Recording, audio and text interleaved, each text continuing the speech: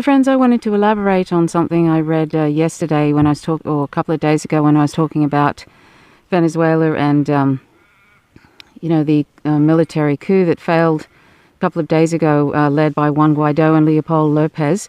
And I want to talk about the sanctions, the economic sanctions that have been brought to on Venezuela by the U.S. government and the toll that has taken. So I'm going to read something from the Venezuela analysis, the 25th of April 2019. The Washington, D.C.-based Center for Economic Policy Research, CEPR, published a report Thursday on the effects of U.S. sanctions against Venezuela.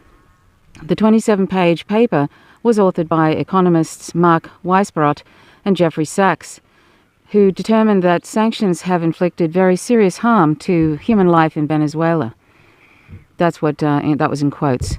The sanctions are depriving Venezuelans life-saving medicines, medical equipment, and food, and other essential imports, Weisbrot, co-director of CEPR, said in a press release.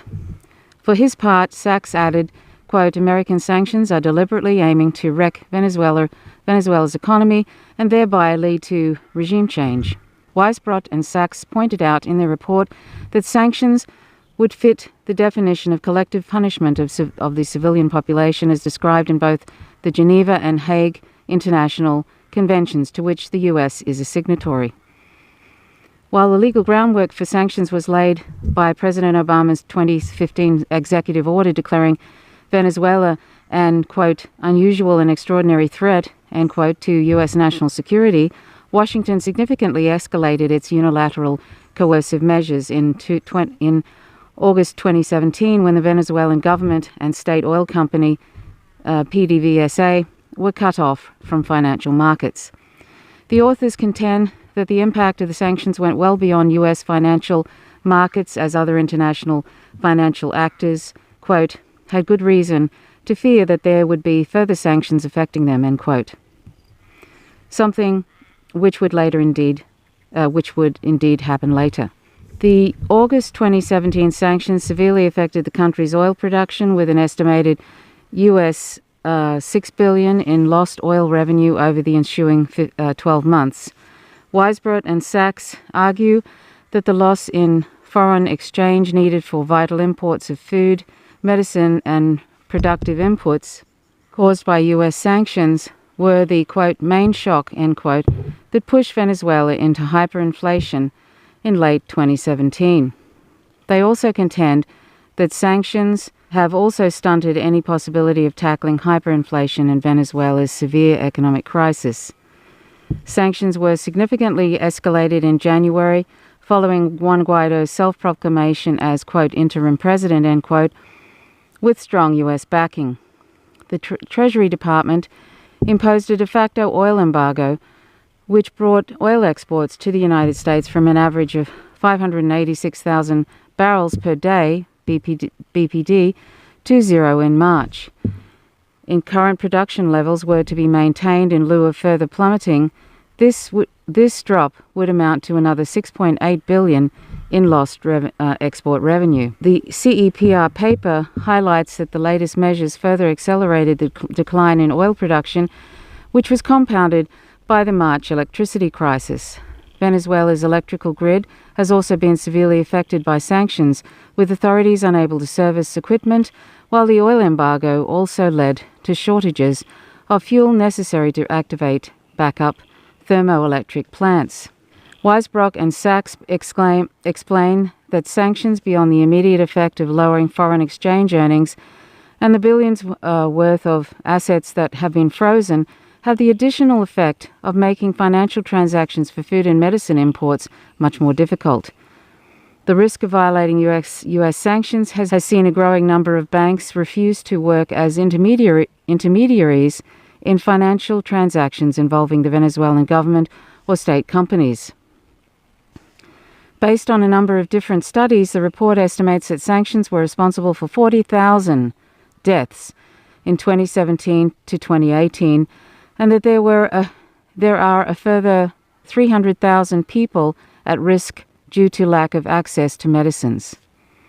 This includes, quote, 80,000 HIV patients who have not had antiretroviral treatment since 2017. 16,000 people who need dialysis, 16,000 people with cancer, and 4 million with diabetes and hypertension. The report likewise argues that sanctions have contributed to a deterioration of Venezuelans' caloric intake and to malnutrition, with food imports down to 2.46 billion in 2018 from 11.2 billion in 2013. The authors warned that the decline in oil production caused by sanctions could shrink this number even further in 2019. So you can see that economic sanctions are really a complete act of war. They're an act of war. They're an act of war on a country, on a sovereign country. Weisbrot and Sachs stress that sanctions are illegal under the Organization of American States Charter, while pointing out that the U.S. officials have explicitly said that their goal is to overthrow the Maduro government. Quote, "The sanctions also violate U.S. law," end quote. They go on to say, since the executive orders are based on the premise that the U.S. faces a quote, state of emergency, end quote, as a result of the, quote, unusual and extraordinary threat, end quote, posed by Venezuela. Quote, "This also has no basis in fact," end quote, they add.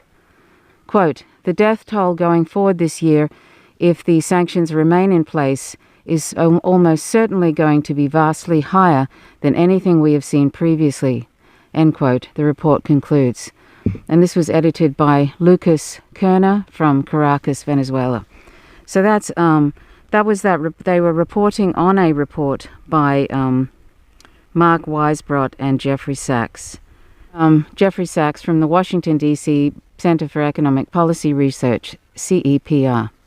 So this demonstrates how dangerous and how violent economic sanctions are, and I think hopefully you've heard about when the U.S. put economic sanctions on Iraq in the early 90s. This is an example of economic sanctions being an act of war and violence. There was 500,000 children died as a result of those sanctions put on by the U.S. On Iraq in the early 90s. And when Madeleine Albright, the former Secretary of State, was asked, was that worth it? She said, yes, it was worth it. So anyway, that gives you an idea of how dangerous economic sanctions are, how they are an act of war, how 40,000 Venezuelans have died as a result of these economic sanctions, and you can see there'll probably be a lot more will die and are suffering right now due to these economic sanctions. So that's a declaration of war on a sovereign country, just putting those sort of crippling economic sanctions on a country. And they're doing that the US is doing that to Iran as well, and trying to get everybody, all the European countries and whatever, to buckle down and do the same to Iran. So, when you hear Bolton and you hear John Bolton and you hear Mike Pompeo talk about how much they care about the Venezuelan people, which is just a nonsense. Anybody who knows the history of the United States and their meddling in other people's countries and overthrowing countries and the wars that they've brought on these countries and the carnage, etc., like in Iraq, over a million dead from a weapons of mass destruction myth that was just for oil, and this is also for oil. You can just say you're a liar, because, you can throw that at them, 40,000 Venezuelans dead. Anyway, that's all I wanted to say. Please click the like button if you like the content. Please subscribe and click the notifications bell, otherwise you won't receive any updates when I drop a video. And please consider subscribing directly to the channel, because I don't always post every video that I do on this channel elsewhere.